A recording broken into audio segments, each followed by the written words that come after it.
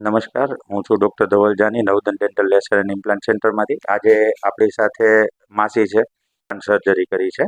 Implant surgery આજથી લગભગ 20 દિવસ પહેલાં કરી.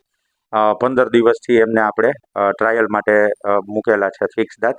હવે 15 દિવસ દરમિયાન એમને જમવા વિશે કેવો અનુભવ રહ્યો, હાલમાં એમને કેવી પ્રકારનો દુખાવો છે, કાંઈ ઇમ્પ્લાન્ટથી ખબર પડે છે કે નહીં, કારણ કે દરેક લોકોને લગભગ એવું હોય કે આપણે ઇમ્પ્લાન્ટ મૂકેલા છે તો અંદર કેવી રીતની રહેતું હશે, કોઈ પણ પ્રકારનો દુખાવો થાય કે કેમ.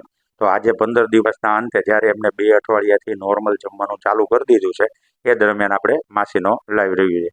કેમ છો માસી? બસ મજામાં છે. સરસ. હવે માસી, આપણે જે ઇમ્પ્લાન્ટ સર્જરી કરી, જેમ મેં કીધું એમ આપણે 15 દિવસથી ટ્રાયલ માટે દાંત ફિક્સ કરેલા છે, બરાબર? તો હવે એ 15 દિવસ દરમિયાન તમે કઈ રીતે જમો છો?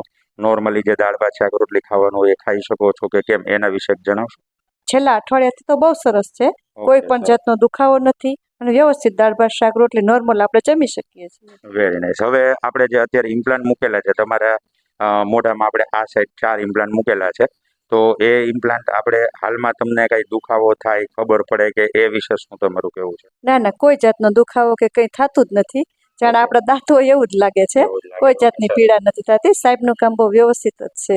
Thank you very much. હવે આપણે એક તમારા મોઢામાં દાંત કઈ રીતે છે જો એકવાર ટેકો. આ જે દાંત છે એ આપણે ફૂલ માઉથ રિહેબિલિટેશન કરેલું છે અહીંયાથી અહીંયા સુધી, અને આ બધા નેચરલ હતા. અહીંયા આપણે ઇમ્પ્લાન્ટ મૂકેલા છે, જે અહીંયા ઇમ્પ્લાન્ટ સપોર્ટેડ છે, અને અહીંયા આ રીતે આખું ફૂલ માઉથ રિહેબિલિટેશન કરેલું. માસી, મોઢું બંધ કરશો? ઓકે, સરસ. આ રીતે એમનું મોઢું ખોલો, થોડું પાછું બંધ કરો, દાઢેથી. સરસ. બંને બાજુ દાઢેથી બંધ કરો.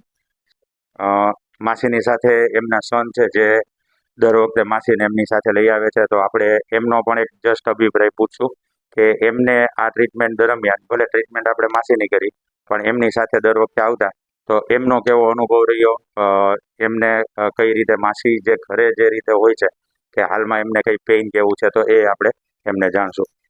ના ના સાહેબ, સાહેબે કામ કર્યું પછી મમ્મી છે એ વ્યવસ્થિત જમી શકે છે.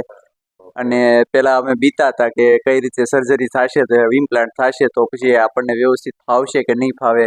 પણ અત્યારે સર્જરી થઈ ગયા પછી એમ લાગે છે કે ના, સારું જમી શકીએ છીએ. અને સાહેબે બહુ સરસ સર્જરી કરી છે, અને અમને બહુ મજા આવી કે અત્યારે અમે સારામાં સારું જમી શકીએ છીએ અને સારું કરી શકીએ છીએ. Thank you very much.